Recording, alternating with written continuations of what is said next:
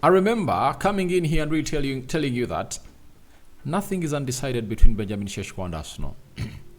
Most of you went in, some of you, not most of you, some of you went to the comment section and said, Rokani, you should obviously get to know that it's not Fabrizio Romano, Jacobs Ben, Sammy McBall, Dimazio, name it, that will obviously break stories coming in through from that. You get? And for me, there are stories that I know that rarely pass these 6-7 names I'm going to hit to name in the industry. If Fabrizio misses out on it, maybe Matt Lowe will obviously be at it.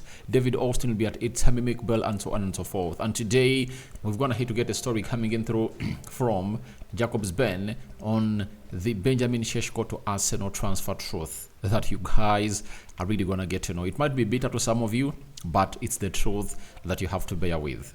Welcome to the it's the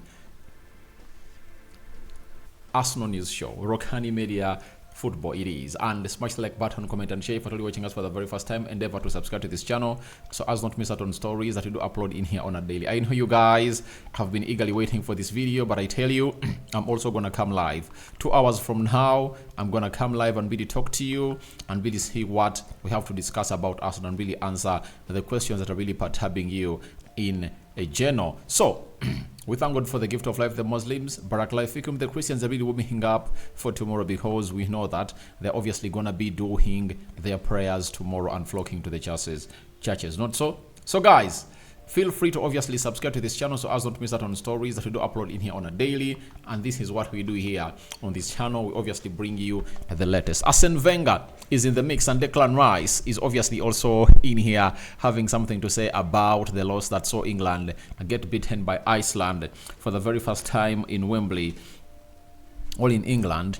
And he had something to say because him, Kobe Mainoo, Kyle Walker, Aaron Ramsdale, and Carl Palmer were the people to blame because they really stood out of position into the mix. Now, let's start it off with the man, Jacobs Ben, obviously coming out and telling us that with Benjamin Sesko, there is a high volume of interest, but no final decision has been made by the player at this stage. So it's not true at the time of reporting that Sesko has accepted Arsenal. He hasn't made any final determination. He hasn't made any final determination yet. There are 4 clubs looking at Benjamin Sesko quite seriously. Arsenal and Chelsea are the main 2, while Manchester United and Paris Saint-Germain could also enter the race on the table too, and that is not to be discounted because it comes with a lucrative pay rise. So, now, the list of teams that are really fighting in for this guy are 5. And one thing that you should obviously take seriously is there are lies being traded around onto Benjamin Sesko agreeing a deal with Arsenal. Those are lies and it's not true. The truth is that Arsenal and Chelsea are the main 2 teams leading the race.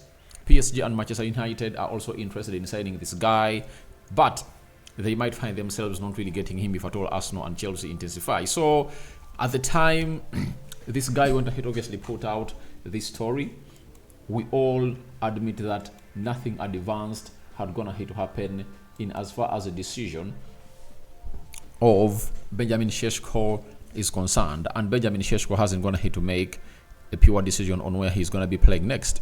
That is Benjamin Sesko for you in here onto the Rokani Media Football. So for everyone who thought that it's really that close, it's not, because it's now into the hands of Benjamin Sesko, and it resonates exactly with what Fabrizio Romano told us, that Arsenal have gone ahead to put their project proposal onto the table of Benjamin Sesko. The same applies to Man United, the same applies to Chelsea, and he's there to contemplate on where he should be playing his football next.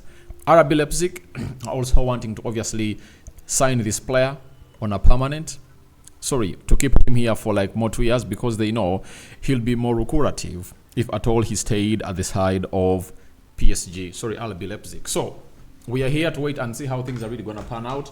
But I tell you, nothing is really going to stop this deal from happening. And I don't see Benjamin Sesko siding to be with RB Leipzig. And I don't think that his agent will obviously really feel like he's really making sense, because next season we are going to be having other forwards that are going to be on the market. You don't know how Zikezi will do, you don't know how Jokaris will do, you don't know how many goals Evan Ferguson will score.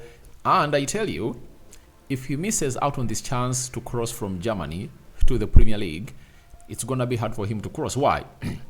Arsenal would have gone ahead to sign in a striker who is really young. And remember, Gabriel Jesus is 26 and Kai Havertz is 24-25. Chelsea are really having Nkunku, Nicholas Jackson, and they're willing to get in one more striker who is going to be young. And Manchester United, if they get in another striker, it's not going to be on their menu to obviously get in a striker next season. Maybe Newcastle, if at all they sell Ishak. But from Man United, Chelsea, Arsenal to Newcastle, that's a very huge downgrade for any player. And I don't think that there is any player that will ever feel happy missing out, going to Manchester United, Arsenal or Chelsea, and go to Tottenham Hotspur or Newcastle and really feels elated, So this is a once-in-a-lifetime chance for Benjamin Sesko, because all these teams are really looking in for strikers, and trust me, if they miss out on him to stay at what we call RB Leipzig, this guy would have gone ahead to misfire. These teams will get in other centre forwards, and he won't be on their list for the next 3-4 years, because if Arsenal get in a centre forward, I don't expect them to obviously go in for centre forward for the next 3 or 4 years, because even if Gabriel Jesus leaves next summer, I think they will obviously be okay with Kai Havertz and that centre forward. So I don't want Benjamin Sesko to fall a victim of what Victor Osimhen is in right now, and very many other strikers. And that's the same thing that Jokaris is really going to face. £85 million is the price, and teams are like, there is a Benjamin Sesko who I can get in at £55 million. How can I obviously go in for a player like that?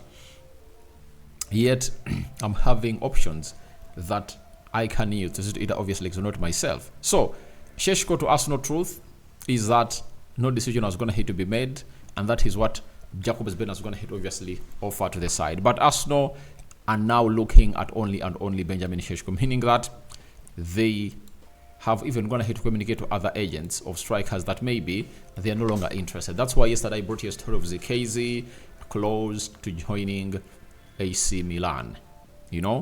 Let's go to Arsene Wenger.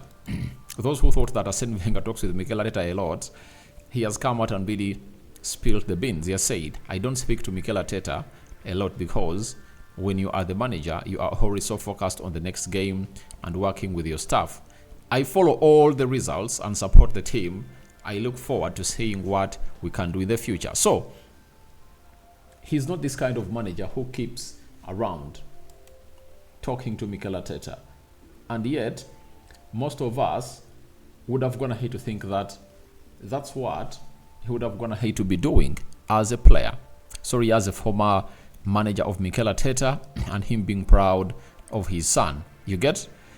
He's really that busy that he cannot even spare very many times obviously talk to Arsene Wenger. But Arsene Wenger is excited of what this guy is doing. But I tell you, he cannot come here and really say that I talk to Mikel Arteta on a regular. He's lying. And that's the fact. Arsene Wenger is lying. I tell you, Arteta talks to Arsene Wenger. I tell you almost every time. Why? You don't need to obviously meet up with a person, with WhatsApp calls, video calls, emails, and so on and so forth. I don't think that Arsene Wenger, when he sees anything that Arteta is doing wrong in his management, he'll keep quiet. He raise him a call or send him a message. And Arsene Wenger is doing this in a good spirit, because if he comes out and really says that he talks to Mikel Arteta about tactics and so on and so forth, the media will be like, all right, now Arteta is not an independent manager. He's roving onto what Arsene Wenger tells him. So that's why Arsene Wenger is like, I don't talk to him a lot, and we don't really do a lot together. But I tell you the fact, they talk a lot. And Arteta Every time he needs advice, he'll obviously run to Arsene Wenger. And even Arsene Wenger, whenever he sees something wrong that Arteta is doing that might cost him points or what, he'll be like, you need to be doing this. And I know now they speak the same language because they know each other very, very well. Now, after that, let's talk about Declan Rice. Having gone ahead to lose to Iceland yesterday at Wembley, Declan Rice has said on what England needs to do at the Euro side. There is no doubt about our quality on the whole as a collective.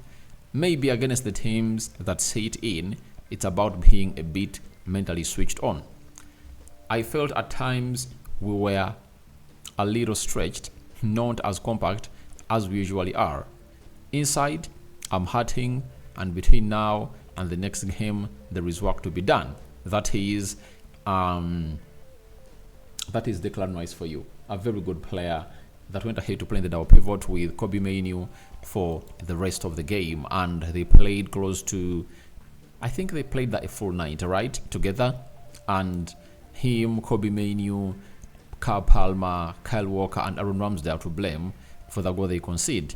But I've gone ahead to see very many people, pundits, going after Kobe Mainoo. I don't know why they're going after a 19-year-old who has proven to be in that team on merit, not because he's favored. And I know these are really media outlets that are really wanting to impress agents of certain players because they feel like Kobe Mainoo is really a scarecrow into their careers. So guys, I call upon for your reactions into the comment section below about Benjamin Sesko to Arsenal Truth by the man himself, that is Jacobs Ben. And what do you make about the side of Arsene Wenger confirming to us that doesn't talk to Mikel Arteta on a regular? May the living to God bless you abundantly. Rokani David remains my name. I think I'm signing out for now. See you later. Second video of the day. More is yet to come, and the live stream follows up.